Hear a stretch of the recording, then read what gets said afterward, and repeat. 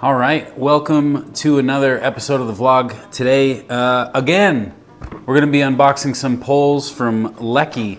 So, unfortunately, in my last video, summoning Provo Peak, I snapped another pole. So, you can see right here, this guy, got stuck in the snow, and then I fell, snapped this thing right in half. So, I am down to one good pole.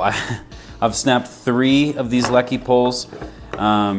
Everyone that warned me that the Ultratrail FX.One, like, oh, it says they're for racing only. Well, that's probably good advice, because I've broken one of those as well, and it was really just on like a steep climb. And then I noticed something after I broke these Ultratrail FX. So they have this little ring here, and this little ring on my other pole has been coming off, and you can tell that the carbon on carbon, where like the little metal clip comes out, is just grinded down.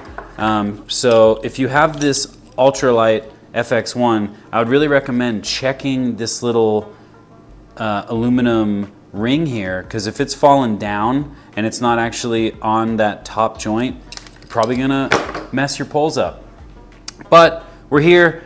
Instead of going with the FX Ultralight, I didn't want to have that problem again where I was just on a steep grade doing this, poles way up here, pushing, snap. This one just snapped. So I wanted to stay away from that, because I did not ever have that problem with these micro trail, like the really old ones from Lekis. So I went with their newer comparable model of those poles, because I'm looking for a little more life than, I don't know, 1,000 miles out of these poles.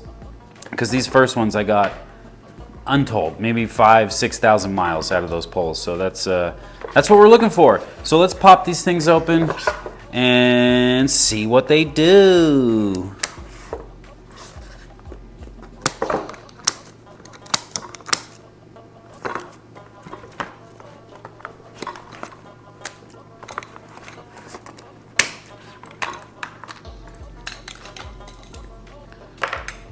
All right, let's clear the table.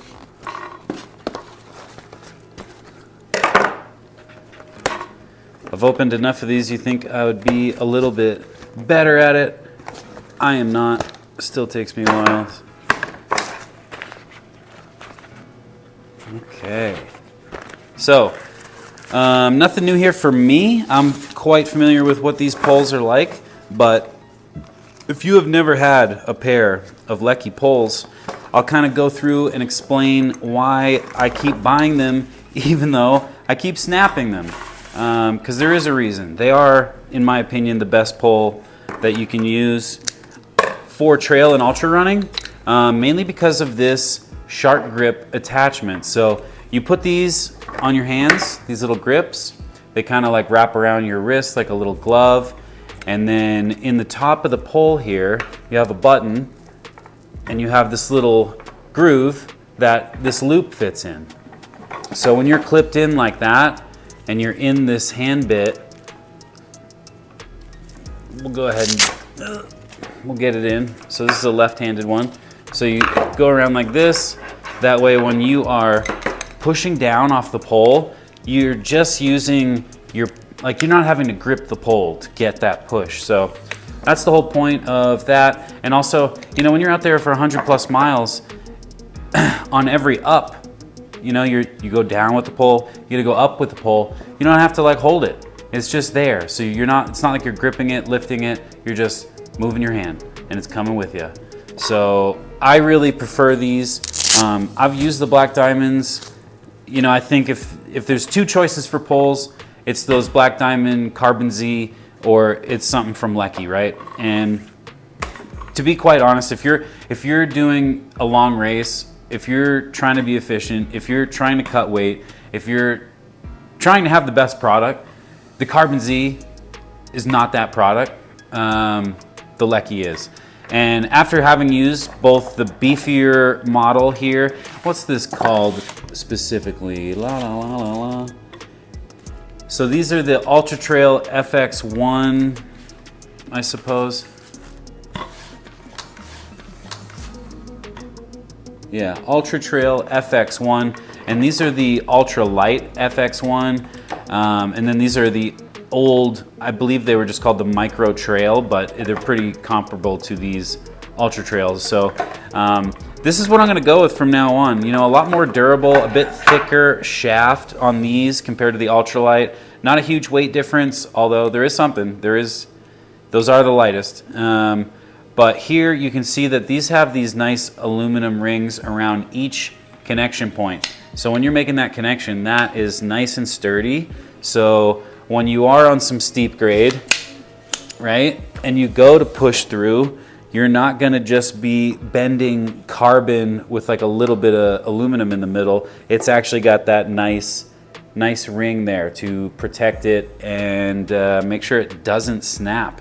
Now, I go with the 125 centimeter. I am 5'6", so not super tall, but I like a taller pole. You know, I'm doing a lot of steep stuff. I'm doing a lot of grinding, so I like to really be able to get in there with the poles. And a shorter pole, being able to push down through is just not super efficient. So we go with the long stuff around here. And yeah, so again, these are collapsible poles. They're great for just quickly folding down, storing in the pack, getting on your way.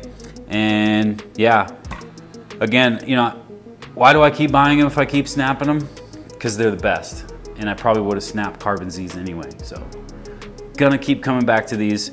Leki makes a great product. And yeah, with San Juan Solstice coming up in just 6 days, I needed to make sure I have some Lekis to come with me. But yeah, that's all for those. I did go ahead and also get these black diamond Trekker gloves. So nothing super crazy here. We'll pop these open. Again, I am 5'6". I bought these in a size small because I'm just not a big dude. Not a big dude. Let's check these out. But yeah, all my gloves have like all kinds of holes in them and all kinds of wear and tear, so it's time for something new. Ooh, these feel good. Good fit for me. They have a nice bit of padding here, which will be good for the poles and how much we'll be using them in the upcoming races. Yeah, nice and breathable on top. Durable leather. Boy, these are gonna be great. So yeah, excited about these. I think now I have all the gear I'm gonna need to have a successful running of both San Juan and Fat Dog. And so my plan to train for Fat Dog is, now that I have all the gear that I need, there's a big required gear list for that race. I'm gonna carry all that gear during the San Juan Solstice. Obviously I don't need to do that. That's just something I'm gonna do to make sure that over those 50 miles, if some part of my gear is gonna fail me, I'll probably know, right? Or I'll probably at least get the sense of that long of a distance was starting to cause an issue that surely in 100 miles would affect me. So it's a great way to get all of that in one place before Fat Dog and know how it feels, yeah, for having a nice 12+ hour day out there. That way we're prepared, that way we're ready, and we know what having all the gear with us will feel like on race day.